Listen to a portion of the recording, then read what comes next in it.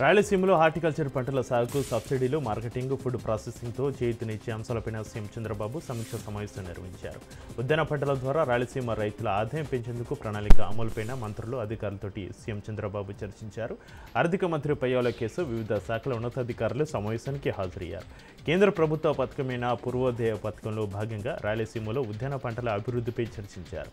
రాయలసీమ, ప్రకాశం జిల్లాలో 92 క్లస్టర్ల ద్వారా హార్టికల్చర్ సాగును ప్రోత్సహించేలా ప్రభుత్వం కార్యాచరణ చేయాలని సీఎం స్పష్టం చేశారు. 5,98,000 మంది ఉద్యాన రైతులకు మరింత లబ్ధి కలిగేలా ప్రణాళిక రూపొందించాలి అన్నారు.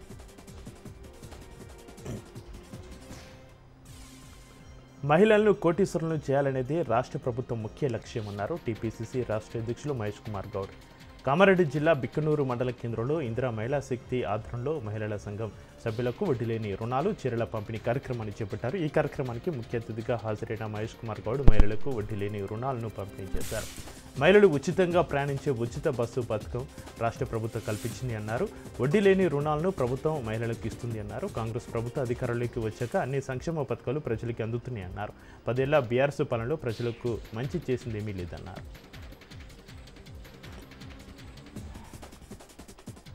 అమరావతితో పాటు విజయవాడ వేగంగా అభివృద్ధి చెందుతుంది అన్నారు ఎంపీ కేశినేని శివనాథ్. విజయవాడలో పలు అభివృద్ధి పనులకు ఎమ్మెల్యే గద్దె రామ్మోహన్తో కలిసి ఎంపీ కేశినేని శివనాథ్ శంకుస్థాపన చేశారు. విజయవాడ అభివృద్ధికి సంబంధించి త్వరలో డీపీఆర్ సిద్ధం అవుతుందని చెప్పారు ఎంపీ. విజయవాడను 2029 కల్లా పూర్తిస్థాయిలో అభివృద్ధి చేస్తామన్నారు ఎమ్మెల్యే. నకిలీ మద్యం కేసులో మాజీ మంత్రి జోగి రమేష్కు రిమాండ్ పొడిగించింది కోర్టు. నేటితో ఆయనకు విధించిన రిమాండ్ పూర్తి కావడంతో ఎక్సైజ్ పోలీసులు ఆయనను విజయవాడ కోర్టులో హాజరుపరిచారు. ఆయనతో పాటు ఇతర నిందితులైన జోగిరాము, అద్దెపల్లి జనార్దన్ రావు, మరో 4గురిని కోర్టుకు తీసుకొచ్చారు.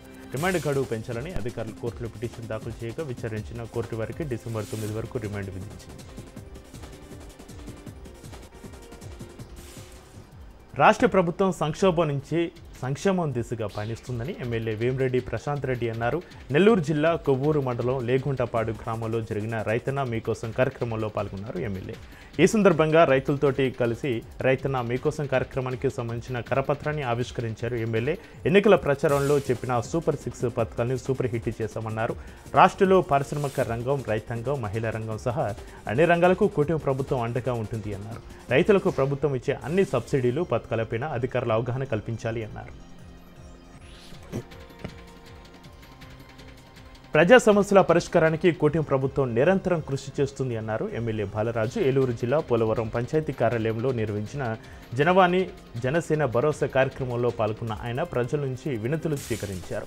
సూపర్ 6 పథకాన్ని తక్కువ వ్యవధిలోనే కూటమి ప్రభుత్వం సూపర్ హిట్ చేసిందన్నారు. ప్రాజెక్టు నిర్వాసితులకు కూడా తగు న్యాయం చేస్తామన్నారు. జాతీయ స్థాయిలో జరగనున్న ఏకలవ్య మోడల్ రెసిడెన్షియల్ స్కూల్స్ సాంస్కృతిక కార్యక్రమంలో 22 రాష్ట్రాలకు చెందిన గిరిజన విద్యార్థులు పాల్గొన్నట్లుగా మంత్రి గుమ్మడి సంధ్యారాణి తెలిపారు. ఇప్పటివరకు ఇతర రాష్ట్రాలకు మన విద్యార్థులు వెళ్లేవారని, ఇప్పుడు ఇతర రాష్ట్రాలకు చెందిన 1800 మంది విద్యార్థులు ఏపీకి రానున్నట్లుగా చెప్పారు. గిరిజన సంస్కృతిలో భాగంగా 35 రకాల కార్యక్రమాలు నిర్వహించనున్నట్లుగా తెలిపారు. డిసెంబర్ 3, 4, 5 తేదీలో ఈ ఈవెంట్ జరగనున్నట్లుగా మంత్రి వెల్లడించారు. ఇక గిరిజన హాస్టల్స్లో నాణ్యమైన ఆహారాన్ని అందిస్తున్నామని, అన్ని వసతులు కల్పిస్తున్నామన్నారు. వడ్డీ లేని రుణాలను అర్హులైన మహిళలు సద్వినియోగం చేసుకోవాలని సూచించారు ఎమ్మెల్యే రాకేష్ రెడ్డి. నిజామాబాద్ జిల్లా ఆర్మూరు పట్టణంలోని ఎంపీడీఓ కార్యాలయంలో మహిళా సంఘాల సభ్యులకు వడ్డీ లేని రుణాలను పంపిణీ చేశారు ఎమ్మెల్యే. జిల్లాలోని 19,026 సంఘాలకు 23,25,00,000 రూపాయలు రుణాలు ఇచ్చినట్లుగా మహిళా సంఘాల జిల్లా అధికారిని సంధ్యారాణి తెలిపారు. బీసీలకు 42% రిజర్వేషన్లు కల్పించిన తర్వాతే స్థానిక సంస్థల ఎన్నికలు నిర్వహించాలని బీసీ సంఘాల నాయకులు డిమాండ్ చేశారు. ఆసిఫాబాద్ జిల్లా కేంద్రంలోని అంబేద్కర్ చౌక్ వద్ద బీసీ జేఏసీ సంఘాల ఆధ్వర్యంలో కేంద్ర రాష్ట్ర ప్రభుత్వాల దిష్టి బొమ్మను దగ్ధం చేస్తుండగా పోలీసులు అడ్డుకున్నారు. సీఎం రేవంత్కు బీసీ రిజర్వేషన్లపై చిత్తశుద్ధి ఉంటే వెంటనే అఖిలపక్ష నేతలను ఢిల్లీకి తీసుకెళ్లి కేంద్రం మెడలు వంచి రిజర్వేషన్లు సాధించేలా కృషి చేయాలని BC JAC chairman Ramesh demand చేశారు. రాష్ట్ర ప్రభుత్వం రిజర్వేషన్లు సాధిస్తే కాంగ్రెస్కు బ్రహ్మరథం పడతామని, లేదంటే రాజకీయ సమాధి చేస్తామని హెచ్చరించారు. భద్రాచలం శ్రీ సీతారామచంద్ర స్వామి వారికి సమర్పించిన వస్త్రాలు కాకుండా బయట షాపులో కొనుగోలు చేసి తెచ్చిన బట్టలను ఆలయంలో అమ్ముతున్నట్లుగా ఆలయ అధికారులు గుర్తించారు. ఈ నేపథ్యంలోనే నిఘా పెట్టిన అధికారులు అమ్మకానికి తీసుకొస్తున్న కాంట్రాక్టర్ను పోలీసులు అదుపులోకి తీసుకున్నారు. తక్కువ ధరకు వస్త్రాలను కొనుగోలు చేసి స్వామివారి వస్త్రాలతో కలిపి ఎలాంటి బిల్లులు లేకుండా భక్తులకు విక్రయిస్తున్నాడు. ఇది గుర్తించి ఆలయ అధికారులు అతడిపై నిఘా పెట్టి అదుపులోకి తీసుకున్నారు. కాంట్రాక్టర్ పైన చట్ట ప్రకారం చర్యలు తీసుకుంటామని ఆలయ ఈవో దామోదర్ రావు స్పష్టం చేశారు. హాకీ రాష్ట్ర స్థాయి జట్టు ఎంపికపైన తిరుపతి జిల్లా చంద్రగిరిలో దుమారం చెలరేగింది. సెలక్షన్లో సిఫార్సులకు ప్రాధాన్యత ఇస్తున్నారని, అర్హత సాధించిన వారిని పక్కకు సగనంపారంటూ ఆరోపణలు వెలువెత్తే అర్హులకు అవకాశం రాలేదంటూ హాకీ ప్లేయర్లు రోడ్డుపై బైఠాయించారు. అన్యాయానికి గురైన రిత్విక్, ఇంద్రజకు న్యాయం చేయాలని కృష్ణా జిల్లా క్రీడాకారులు ఆందోళనకు దిగారు. తక్షణమే రాష్ట్ర నూతన జట్టుకు ప్రకటించాలని డిమాండ్ చేశారు. క్రీడాకారుల ఎంపికలో అక్రమాలకు పాల్పడుతున్న సెలక్షన్ కమిటీ, ఆర్గనైజింగ్ సిబ్బందిపై చర్యలు తీసుకోవాలని డిమాండ్ చేశారు.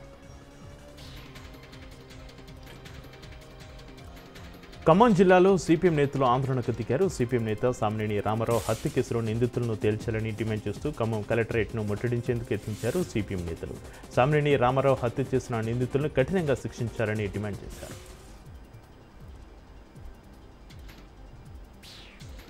నంద్యాల జిల్లా కలెక్టరేట్ను విద్యార్థులు ముట్టడించారు. ప్రభుత్వ జూనియర్ కాలేజీలో ఉర్దూ కోఎడ్యుకేషన్ కాలేజీను రద్దు చేయాలని విద్యార్థులు ఆందోళన చేపట్టారు. కలెక్టర్కు వినతి పత్రం అందజేసే క్రమంలో విద్యార్థులపై కలెక్టర్ రాజకుమారి ఆగ్రహం వ్యక్తం చేశారు. విద్యార్థులు క్లాస్ రూముల్లో కూర్చొని చదువుకోకుండా బయటకు వచ్చి నిరసన చేస్తున్నారని మండిపడ్డారు. సమస్య ఏదైనా ఉంటే తన దృష్టికి తీసుకొచ్చి పరిష్కరించుకోవాలని తెలిపారు. తానే స్వయంగా కాలేజీకి వచ్చి సమస్యను పరిష్కరిస్తారని హామీ ఇచ్చారు.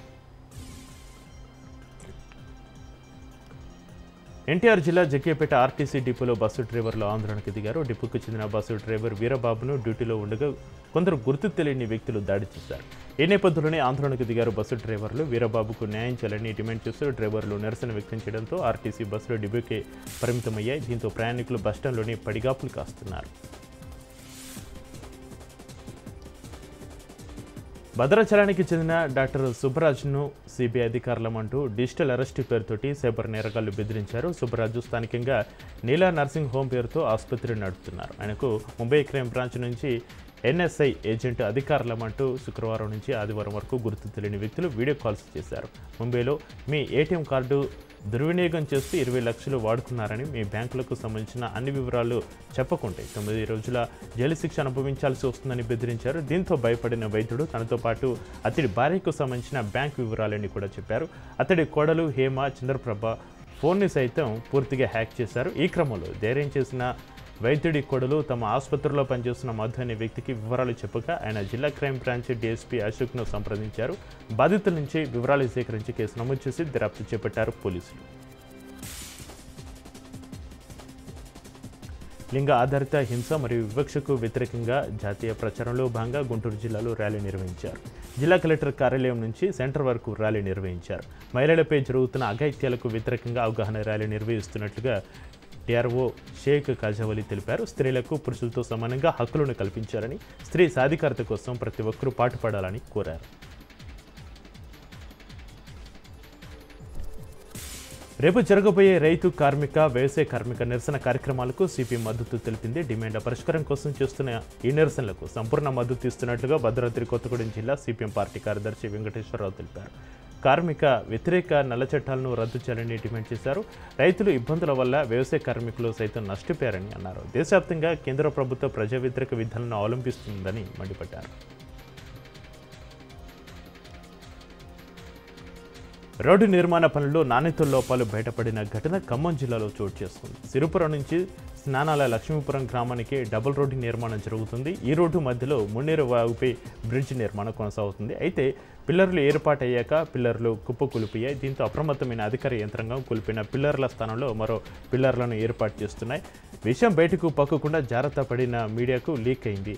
పిల్లర్ల నిర్మాణంలో నాణ్యత లేని ఇనుము, ఇసుక, సిమెంట్ వాడినట్లుగా తెలుస్తుంది. అయితే మట్టి టిప్పర్లు పిల్లర్లకు తగలడం వల్ల అవి కూలిపోయాయని అధికారులు చెబుతున్నారు. నిర్మల్ జిల్లాలో దొంగలు బీభత్సం సృష్టించారు. ఖానాపూర్ పట్టణ కేంద్రంలో ఉన్న జంగల హనుమాన్, సాయిబాబా, పెద్దమ్మగుడి, సత్తెనపల్లి జగదాంబ ఆలయంలో గుర్తు తెలియని వ్యక్తులు సీసీ కెమెరాలు ధ్వంసం చేసి ఆలయంలో ఉన్న హుండీ నగదు ఎత్తుకెళ్లారు. ఆలయ సిబ్బంది ఫిర్యాదుతోటి కేసు నమోదు చేసుకున్న పోలీసులు దర్యాప్తు చేపట్టారు. బెంగళూరులో అన్నమయ్య జిల్లా రామసముద్రం మండలం బిక్కింగారిపల్లికి చెందిన ఒక యువతి బెంగళూరులో దారుణ హత్యకు గురైంది. ఉన్నత చదువుల కోసం దేవిశ్రీ అనే యువతి కర్ణాటక రాజధాని బెంగళూరులోని ఒక ప్రైవేటు కాలేజీలో బీబీఎం చదువుతుంది. రూమ్లో ఒంటరిగా ఉన్న యువతిని ప్రేమవర్ధన్ అనే యువకుడు దారుణంగా హత్య చేసి పరారయ్యాడు. నిందితుడు చిత్తూరు జిల్లా చౌడేపల్లి మండలం పెద్దకొండమరికి చెందిన యువకుడిగా గుర్తించిన కర్ణాటక పోలీసులు గాలింపు చర్యలు చేపట్టారు.